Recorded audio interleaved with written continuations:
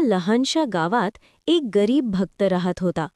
तो रोज देवळात जायचा आणि एकच वाक्य म्हणायचा, स्वामी, सगळं तुझ्यावर सोडलंय.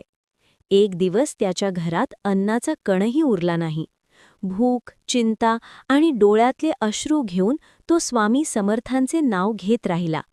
त्या रात्री एक अनोळखी साधू त्याच्या दारात आला. साधू म्हणाला, जे काही असेल ते मला खायला दे. भक्ताकडे काहीच नव्हतं, तरीही त्याने मनापासून होकार दिला. जशी तो थाळी उचलायला गेला, चमत्कार झाला. क्षणात घर अन्नाने भरून गेलं.